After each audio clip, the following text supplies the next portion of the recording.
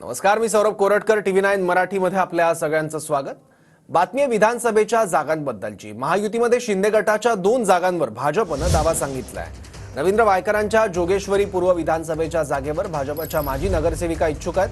भाजपच्या माजी नगरसेविका उज्ज्वला मोडक यांनी कार्यकर्त्यांसह फडणवीसांची भेट घेतली. रवींद्र वायकर खासदार झाल्यावर उज्ज्वला मोडकांनी विधानसभेच्या जागेवर दावा सांगितलाय, तर मुरजी पटेलांना अंधेरी पूर्वमधून कामाला लागण्याचे संकेत देण्यात आले आहेत. मुरजी पटेलांना ग्रीन सिग्नल अशी पोस्ट कार्यकर्त्यांनी केली. कार्यकर्त्यांकडून फटाके फोडून मिठाई वाटून जल्लोष साजरा करण्यात आलाय. तर अंधेरी पूर्वमध्ये ठाकरे गटाच्या ऋतुजा लटके आमदार आहेत.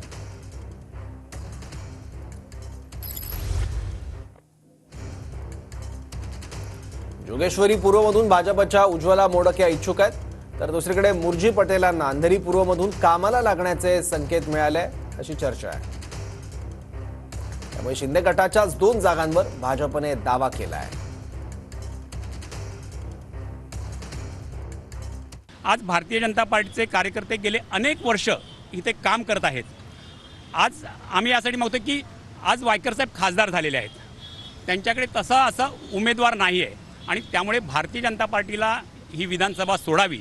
आणि मला असं खात्री आहे की वायकर साहेब पण मोठ्या मनानं भारतीय जनता पार्टीला ही विधानसभा सोडतील आणि भारतीय जनता पार्टीचा उमेदवार प्रचंड मताने इथे निवडून येईल याची खात्री आहे. आणि याच्यात वायकर साहेबांचं योगदान मोठं असेल. एक एक सीट एवढी इम्पॉर्टंट आहे महायुतीला, तर पार्टी त्याच्यामध्ये मला वाटतं काही घोडचूक करणार नाही. भाजपने खूप चांगलं काम केलं होतं लोकसभेला. म्हणजे कोणालाही बोट दाखवण्याचं मला म्हणजे मी दाखवलेलं नाही आहे. आणि जो त्यांनी दावा केला आहे, त्यांनी मागणी केलेली आहे, वरिष्ठ जो निर्णय देतील तो मला मान्य आहे. त्यामुळे मी कधीच दावा केलेला नाही, तेव्हाही केलेला नाही आणि आताही करत नाही आहे. जो वरिष्ठ निर्णय देतील, भाजपानं दिलं तर भाजपच्या उमेदवाराला निवडून आणणं हे माझं कर्तव्य असेल. आमच्या शिवसेनेला मिळालं वरून जे काही निर्णय होईल, तर शिवसेनेचा उमेदवार निवडून आणणं हे माझं कर्तव्य.